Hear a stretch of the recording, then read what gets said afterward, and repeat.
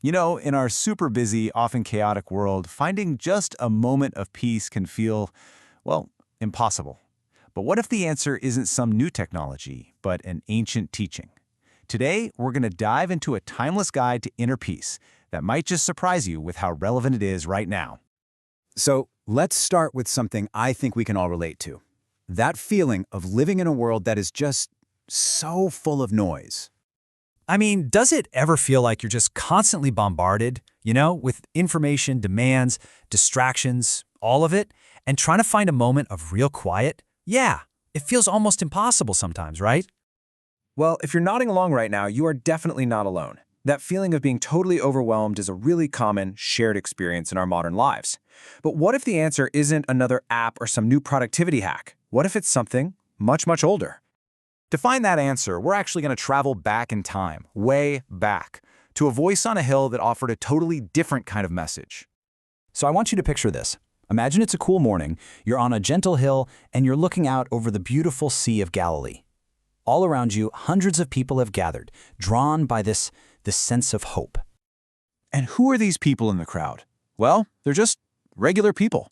Fishermen, mothers, people who are sick, folks who are just plain weary from the burdens of life. They're all there seeking something more.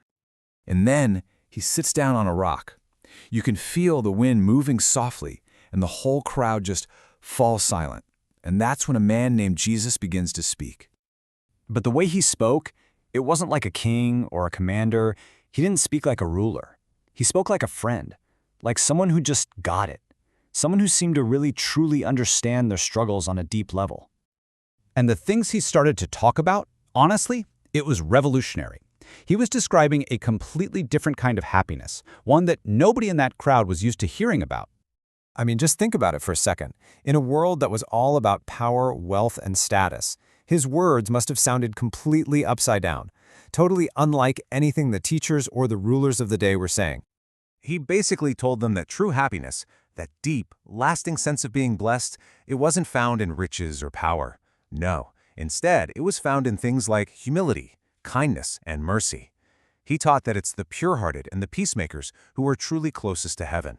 That completely flipped the script on what it meant to be successful. And this, right here, is where we get the word beatitude. It literally just means a state of supreme happiness and blessedness.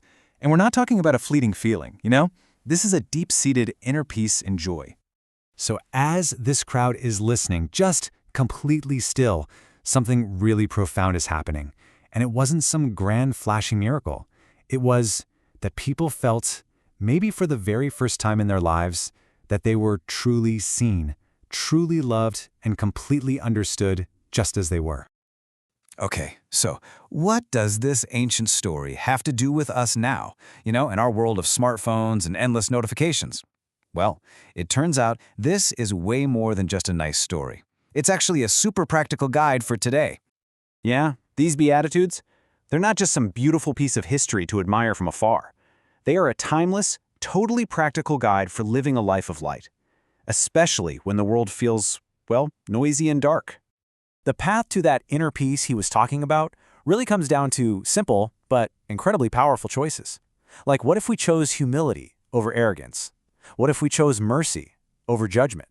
What would happen if we actively decided to be peacemakers in our families, at our jobs, in our communities? Because ultimately, the message is that real lasting peace, it isn't something we just find out there. It's not waiting for us in the next job, the next thing we buy, or the next vacation. It's an inside job. It begins right here, inside us, through our choices to love, to forgive, and to stay humble. So, as we wrap this up, I just want to leave you with this question to think about. And look, it doesn't have to be some big, grand gesture, not at all. Maybe it's just listening to someone without interrupting. Or maybe it's letting go of a small grudge you've been holding on to. What's one small way you can be a peacemaker today?